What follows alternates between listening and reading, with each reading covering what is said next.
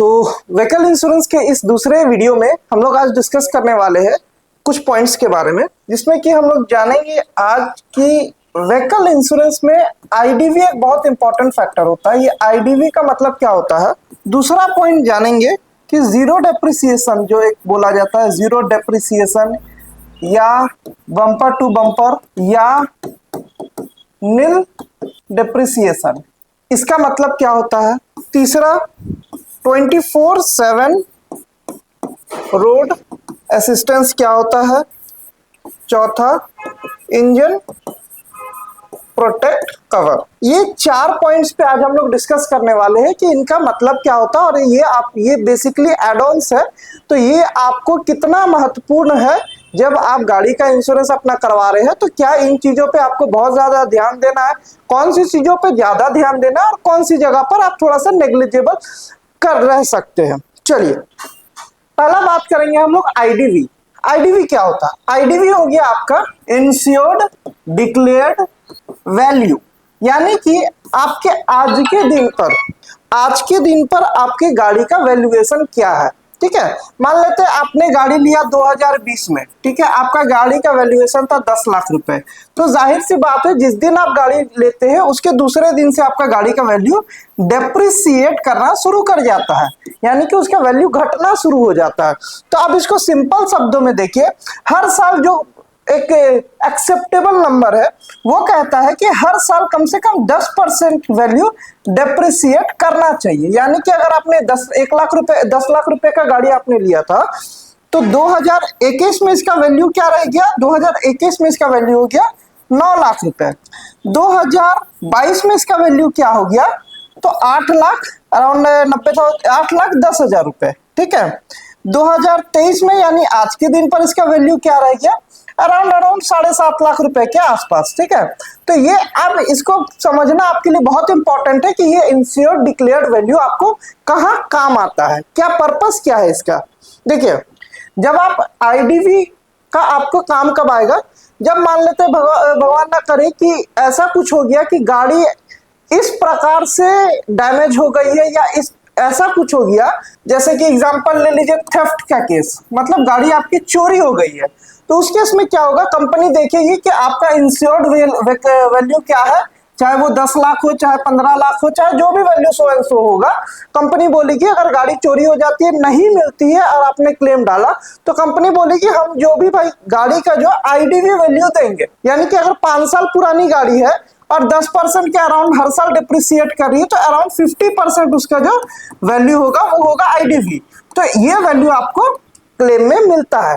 या दूसरा एक सिनेरियो है कि भगवान ना करे ऐसा कोई दुर्घटना हो गया, ऐसा कोई एक्सीडेंट होता है जहां की गाड़ी इतनी बुरी तरह डैमेज हो जाती है जिसमें कि वो बनने लायक ना है, बनने लायक रहा ही नहीं वो गाड़ी। तो उस केस में कंपनी बोलती है कि आपको जो भी आईडीवी वैल्यू होगा वो दे दिया जाएगा। बहुत सारे केसेस हम लोग देखे जहां पर गाड़ी आपका फाइनेंस में रहता है, गाड़ी आपका लोन पर है और कुछ गाड़ी में दुर्घटना घट गया। ठीक है, उस केस में क्या होता है कि दुर्घटना घट गया, ईएमआई तो कस्टमर का चालू रहता है। तो इंश्योरेंस कंपनी क्या करती है कि गाड़ी तो आप बनने लायक है नहीं, तो या तो वहां 2 केसेस है, या तो आपको गाड़ी का आईडीवी मिल जाता है या उस आईडीवी जो आपको मिला उससे आप अपना लोन क्लोज कर सकते हैं। तो ये एक आसान भाषा में कहूँ तो ये आईडीवी का पर्पस है। अगर आपको इसके बारे में और डिटेल्स में चाहिए तो आप जरूर से कमेंट में लिख करके बताइएगा, ताकि मैं और इस पे इलैबोरेटेड एक वीडियो दे सकूं आपको, क्योंकि टॉपिक बहुत लंबा है। अगर मैं सिर्फ इसी टॉपिक को कवर करूं तो वीडियो काफी लंबा चला जाएगा। सेकंड पॉइंट जो हम लोग डिस्कस करने वाले हैं आपका है जीरो डेप्रिसिएशन। ये एक ऐसा एड ऑन है कि जहां की, क्योंकि हम लोग जान रहे हैं अभी जस्ट जाने कि डेप्रिसिएशन होता है गाड़ी में। जब आप गाड़ी लिए हैं उसके बाद रोड में जब भी चलना गाड़ी शुरू हो गया, मतलब शोरूम से निकला, तो हर साल वो 10% डेप्रिसिएट करेगा।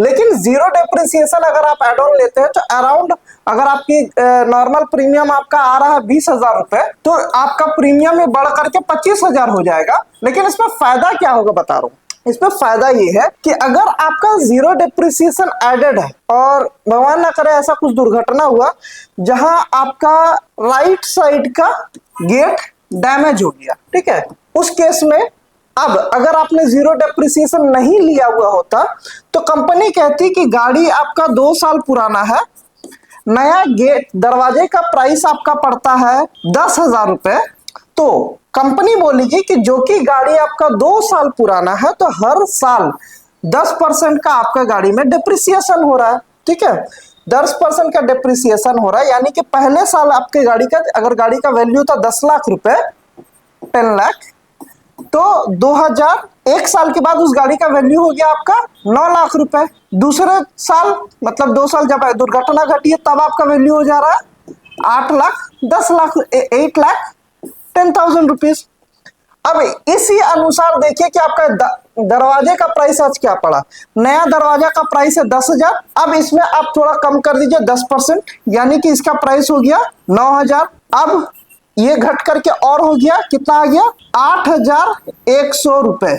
ये आपका कंपनी बोलता है कि डेप्रिसिएशन के, ये नॉन डेप्रिसिएशन मैं कहूंगा कि ये स्टैंडर्ड पॉलिसी है विदाउट जीरो डेप्रिसिएशन। ठीक है, ये जो कैलकुलेशन मैं दे रहा हूं विदाउट जीरो डेप्रिसिएशन है, इधर मैं आपको विद जीरो डेप्रिसिएशन दूंगा। तो अब कंपनी क्या कहती है, मैं आपको 10,000 रुपए का जो आपका डैमेज हुआ है उसमें आपको 8,100 रुपए ही दिए जाएंगे। ठीक है, अब आ जाते हैं कि मतलब अगर आपने जीरो डेप्रिसिएशन नहीं ले रखा है तो गाड़ी में आपको 10,000 रुपए का डैमेज का 2 सालों के बाद 8,10,000 मिलेगा। ठीक है, पूरा पैसा आपको नहीं मिलेगा, बाकी आपको खुद देना पड़ेगी, कंपनी आपको उसमें कोई भी क्लेम नहीं देगी। सेकंड पॉइंट पे आ जाते हैं, अगर आपने जीरो डेप्रिसिएशन ले रखा है, एड ऑन करा रखा है, तब क्या केस होगा। उस सिनेरियो में क्या होगा कि कंपनी कहती है कि आपकी गाड़ी का आज के दिन में वैल्यू जो है वो अराउंड 80% आ गया है, 2 साल में 10% घटा है। ठीक है, ये 80,000 एग्जैक्ट कैलकुलेशन अगर बोले तो 81% आपका गाड़ी का आज के दिन में वैल्यू है। लेकिन अगर आपने जीरो डेप्रिसिएशन ऐड रखा है और उसी प्रकार राइट हैंड साइड का मेरा गेट डैमेज हो गया, उसको बदली करना है, गेट का प्राइस है 10,000 रुपए, अगर मैंने जीरो डेप्रिसिएशन ऐड रखा है तो कंपनी पूरा का पूरा 10,000 रुपए क्लेम देगी। ये फायदा है अगर आप जीरो डेप्रिसिएशन लेते हैं तो। अब आ जाते हैं हम लोग थर्ड पॉइंट पे अपना, जो कि है 24/7 रोड असिस्टेंस। जैसा कि नाम ही बता रहा है कि क्योंकि गाड़ी है, एक टेक्निकल चीज है, मशीन है, कभी भी कुछ भी ऊंच नीच हो सकती है। कभी ऐसा हुआ कि आप गाड़ी लेकर के कहीं निकले हुए और कहीं ऐसा हो सकता है कि कहीं रास्ते में गाड़ी खराब हो जाए, तो उस केस में क्या होगा, अगर आपने ये एड ऑन ले रखा है तो कंपनी का, हर एक कंपनी, जिस भी कंपनी से आप इंश्योरेंस कराते हैं उसका एक टोल फ्री नंबर होता है। ठीक है, वो आपके पॉलिसी में लिखा हुआ रहता है, आपको कुछ नहीं करना, आप अपने पॉलिसी को निकालिए, टोल फ्री नंबर पे कॉल कीजिए, इंटीमेट कीजिए, आपके वहां के लोकल गैराज जो होंगे जिनके साथ भी उस कंपनी का टाई अप होगा, वहां से मैकेनिक जाएगा, आपकी गाड़ी को रिपेयर करेगा, अगर जरूरत पड़ता है तो टो करके लेकर के आएगा। तो ये आपका मतलब हुआ 24/7 रोड असिस्टेंट का। अब फोर्थ पॉइंट हम लोग आ जाते हैं, इंजन प्रोटेक्ट। देखिए ये एक इंपॉर्टेंट है, ये इस पर उसको आप लोग ध्यान से देखिएगा। ठीक है, इंजन प्रोटेक्ट क्या होता है, जैसा कि आपका नाम ही बता रहा है कि इंजन को प्रोटेक्ट किया जाता है। इसको मैं एक एग्जांपल के तौर पे बता रहा हूँ। समझिए कुंदन एक क्लाइंट है, उन्होंने अपनी गाड़ी ली, गाड़ी लेकर के वो क्या किए, वो जा रहे थे कहीं, एक जगह पर पानी जमा हुआ था और उन्होंने क्या किया, पानी वो क्रॉस किया। अब उस सिचुएशन में पानी इंजन में घुसा, इंजन सीज कर गया। उस केस में अगर आपका स्टैंडर्ड पॉलिसी है, मतलब कि आपने सिंपल पॉलिसी ले रखा है विथ जीरो डेप्रिसिएशन लेकिन विदाउट इंजन प्रोटेक्ट आपका में नहीं है, तो उस केस में क्या होगा, उस केस में आपको उसका क्लेम नहीं मिलेगा। लेकिन अगर आपने इंजन प्रोटेक्ट ले रखा है, तब आप, गाड़ी आपकी है, आपने लेकर के आप गए, चाहे बारिश की वजह से हो, चाहे किसी और कारण से हो, चाहे ओवर स्पीडिंग हो, किसी एक भी पर्पस से अगर इंजन में कोई डैमेज आता है, इंजन सीज कर जाती है, लायबिलिटी कंपनी के ऊपर जाएगी, इंश्योरेंस कंपनी के ऊपर, कि वो उसका क्लेम देगी। ठीक है, अब नेचुरल कैलामिटीज जो था, अब ये भी नहीं कि मैं जबरदस्ती कर रहा हूं, ठीक है, क्योंकि आपका इंस्पेक्शन होता है, आपका सर्वेयर जो आते हैं वो सारी चीजों को समझते हैं, उन लोग इतने एक्सपीरियंस रहते हैं कि चीजों को समझ जाते हैं कि इसे जबरदस्ती किया गया है या ये किसी कारणवश हुआ है। तो इंश्योरेंस बेसिकली सिंपल वर्ड में समझिए तो रिस्क कंट्रोल है, ठीक है, कि आपके रिस्क को ट्रांसफर किया जाता है। तो आप जब भी पॉलिसी कराते हैं अपनी गाड़ी का तो इन कुछ पॉइंट्स पर जरूर ध्यान रखिए। और अगर आप चाहते हैं इसके बारे में और जानना तो कमेंट में जरूर लिख करके बताएं।